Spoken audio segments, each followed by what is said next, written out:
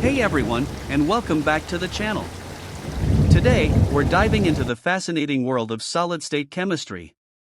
We'll explore how the same molecule can exist in different forms, and the cool techniques scientists use to tell them apart and study their properties. Ready? Let's get started. In part 1 of my previous video, we have already seen what are polymorphs and what is polymorphism. So, how do we know when one polymorph is more stable than another? That's where the transition temperature comes in.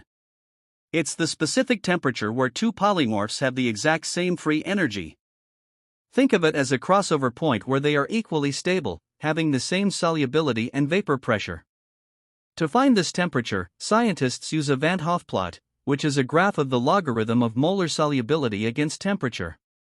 By extrapolating the lines for two polymorphs, the point where they intersect gives us that magic transition temperature.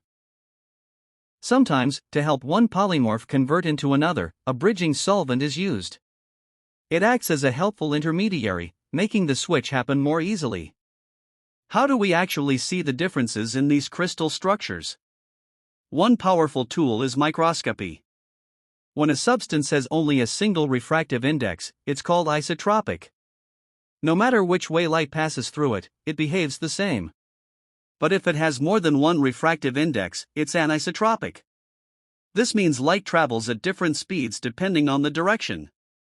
Anisotropic materials can be further divided into uniaxial, which have two refractive indices, biaxial, which have three refractive indices. These differences give us big clues about the internal crystal structure. Next, let's talk about something crucial in many industries, especially pharmaceuticals. Moisture content. The amount of water in a sample can dramatically affect its stability and performance. Here are 4 common methods to measure it. Thermogravimetric analysis, TGA. This technique measures the change in weight of a sample as it's heated. The weight loss at certain temperatures often corresponds to the evaporation of water.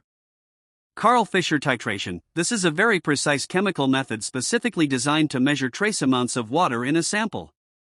3 gas chromatography. This technique can separate water from other volatile components in a sample and quantify it. Gravimetry, the simplest method. It involves weighing a sample, drying it to remove the water, and then weighing it again. The difference in weight is the moisture content. For many materials, especially powders, the size and shape of the particles are critical. For this is where fine particle characterization comes in. Particle size. First, how big are the particles? Coulter counters and HIAC instruments are stream counting devices. They work by passing particles one by one through a tiny opening and measuring the disturbance they create, which relates to their size. Optical microscopy is a more direct method where you can literally see and measure the particles under a microscope. Surface area. Besides size, the surface area is incredibly important. A larger surface area can mean a faster dissolution rate. 5. The gold standard for measuring this is the Brunner-Emmett-Teller (BET) adsorption method.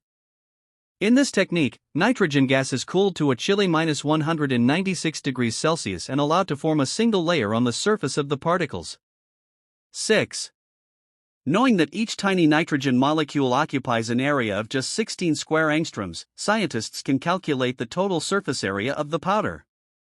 7. This gives them the effective surface area that's exposed and ready for action, like dissolving in a medium.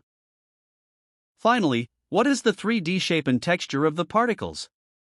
For this, we use the powerful scanning electron microscope, SEM. An SEM shoots a beam of electrons at the sample, which interacts with the surface and generates an incredibly detailed, high-magnification image of its morphology. 8. To get the best possible image, the sample is often coated with a thin layer of gold. This makes the surface superconductive, preventing charge buildup and resulting in those crisp, clear images you've probably seen. So there you have it. From polymorphs and transition temperatures to microscopy, moisture content, and detailed particle analysis with techniques like BT and SAM. These are some of the fundamental tools scientists use to understand and control the properties of solid materials. Thanks for watching. If you found this video helpful, be sure to hit that like button, subscribe for more science content, and let me know in the comments if you have any questions. See you next time.